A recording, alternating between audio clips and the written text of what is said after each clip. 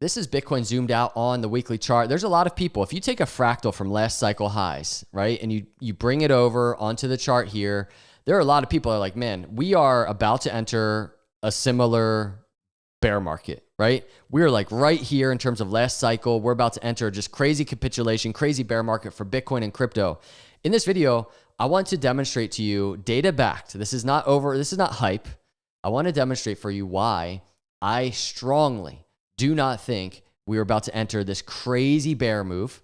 But number two, why, when it comes to charts like altcoin charts, the move has not even happened yet. The power move has not even happened yet. And I'm going to demonstrate for you, if you look at November 2021, why we are on the exact flip side of this scenario right now for altcoins, and the market cap is almost exactly the same. We're at the starting point. So please hit the subscribe, hit the like on the way in. If you're not in our intelligence system with our risk models, click the link below, get into our free trial, try us out, start planning, start just kind of strategizing your exits so you do not round trip any type of bull market that we get. So let's start. We painted the picture, right? The fractal looks so similar to last cycle. It's not that simple. I get it. It's very useful to take a piece of data like structure from previous cycles. I do it all the time. But we can't rely on that alone. So in this video, what I want to do is I want to go over the fundamentals of market structure right now. What's behind market structure and what is going on? I'm going to use Ethereum as kind of a starting point illustration that demonstrates exactly what I'm saying. We are at the very beginning of a move. And then I'm going to look at the total altcoin market cap chart and really go into the details of why we are at the very beginning of a move from a business cycle perspective. First thing I do want to explain to you is this. You can just look at a Bitcoin chart.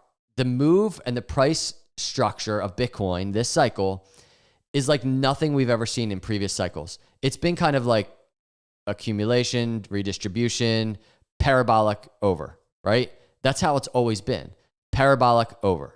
Well, this cycle is not parabolic over. This has been just higher high, higher low, redistribution. Our risk model for Bitcoin demonstrates this very well. If you go look at Bitcoin, we've had like this swing high 60s and then swing low, right? Into 40s. And then we have swing high 60s, swing low, boom.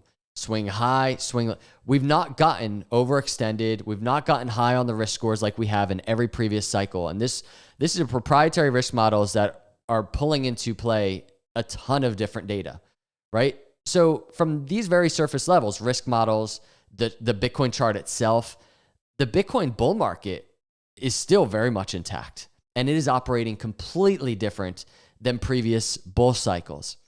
But now we use Ethereum as an illustration, and then I'm going to really dive into the fundamentals of this business cycle and where we are. Look at Ethereum. So we're talking about November 2021, right? Bitcoin was topping out. Here's Ethereum also topping out. This is crazy. We're at basically the same price as when Ethereum was topping out. It was at its all-time high. Right now, we just kind of broke all-time high. This is what's crazy. We're at the starting point. How is this possibly the case? Well, if you look at this, the 20-week moving average, and this is just technical analysis, was overextended for the entirety of the bull market. Look at this, 20-week moving average separation between the 20 and the 50, crazy. And Ethereum getting overextended from these moving averages multiple times. But look at this, that 20-week moving average crossing above the 50-week in like 2020, May 2020, leading into that bull move. And then here we are, topping out the 20-week moving average about to cross below the 50-week. Look at this chart right now. The 20-week moving average just crossed above the 200 in red and the 50 in blue. We are at the exact opposite in terms of this momentum of Ethereum compared to back here. So from a momentum perspective, from where we are in the move perspective, we're at the beginning compared to the top of last bull cycle. And not only that, Ethereum is at the same price as it was at the top of the last bull cycle. This to me is so bullish for altcoins and for Ethereum. And we can track, right, the price action of these charts, especially if we get this similarity in terms of, you go to risk models, very similar to Bitcoin for Ethereum. It's like It's been suppression, compression, reaccumulation, redistribution for years on this chart. There's not been a bull market for Ethereum. If this story continues as we continue to trend higher, right, then we could continue getting crazy price volatility. I mean, we could come back to the apex, which is still very much in play here. We have this multi-year triangle we've been tracking. We still not even really gotten a throwback to the apex. This could be a shakeout type of move for altcoins. Ethereum back in the 3,000s, lower 3,000s maybe.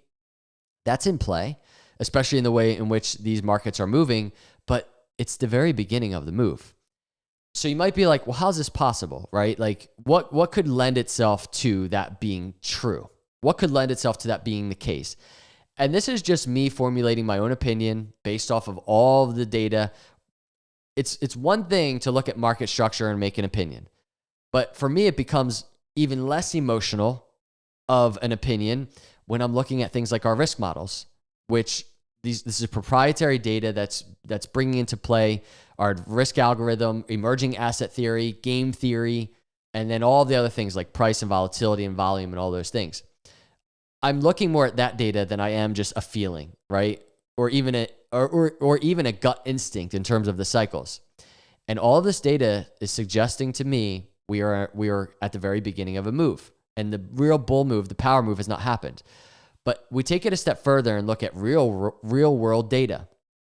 So 2021 is what we're talking about, right? This thought that we might be entering this crazy bear market. 2022, quantitative tightening drains liquidity. We were going into a season of quantitative tightening, okay? 2022 to 2023, SEC versus staking, exchanges, SEC was attacking everybody. 2023, rates greater than 5% with recession fears.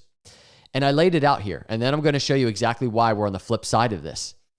So November 2021, Fed taper was in talks. SEC, hawkish, things are bearish. November 2021, when we're starting to think about the business cycle, where we are with monetary policy. March 2022, Fed hikes begin. Okay? Fed hikes begin in March 2022. Is that happening right now? No. The actual opposite is happening. We're about to start seeing Fed decrease rates. May 2022, Luna collapsing. June 2022, Celsius, Voyager, 3AC implode. November 2022, FTX collapse. This was a season of absolute just the worst narratives, the worst reality for crypto and these risk-on assets. That's what we were going into. Okay, how about this cycle? At this moment right here, we looked at the technical data. Now look at the kind of macro data. Fed cuts are ahead. So I wouldn't say we're like going into this QE cycle, but the quantitative tightening that we just discussed that we were going into back here is at least slowing and coming to a halt. There are the rumors of QE. People are kind of anticipating that. Liquidity returning. Recession fears are always in play, depending on what economic data we're looking at. But with that being said, there's going to be, and who knows what this will turn into, but these ideas for stimulus, right? And those types of stimulus moves or actions are very good for risk on assets. Weaker USD fuels crypto, as we noted many times. Crypto market structure Genius Act, Clarity Act, which I think is hopefully set, I think, to be passed within like the next 1 to 3 months or something, before the end of this year.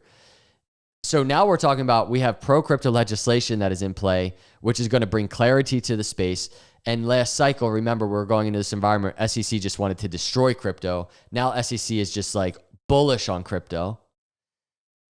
ETFs approved. So remember, Bitcoin, Ethereum ETFs have been in play. There's been insane inflows, especially when it comes to Ethereum. We're seeing Bitcoin whales selling Bitcoin right now to rotate into Ethereum right now.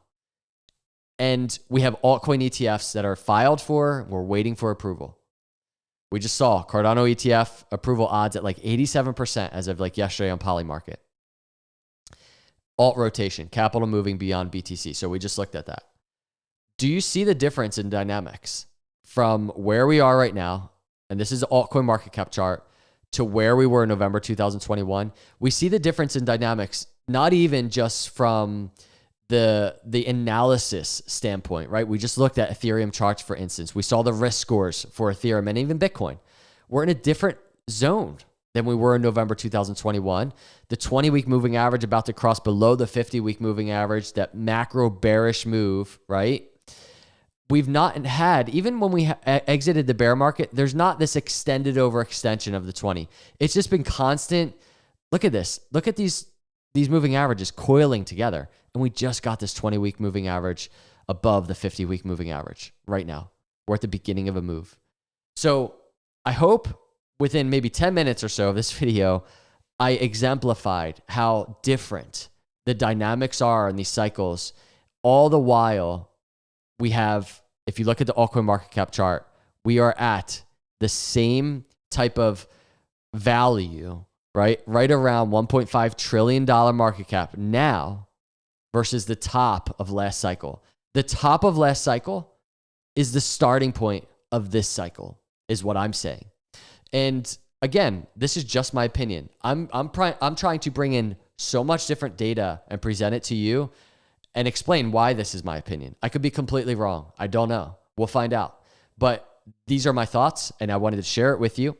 So if you enjoyed this video, please subscribe, turn notifications on. And once again, if you're not in our intelligence system, these are designed so that you can set alerts for when these risk scores do start going crazy, and you can sell. You can take profits, not guessing. And I think it's a major, I would say, advantage for our members that they can do this, because these types of models are things that institutions like to have. So our members will be planning their exits. And if you want to join them, go check us out. It's a 7-day free trial right now. So appreciate you cruising through. I will see you on the next video. God bless.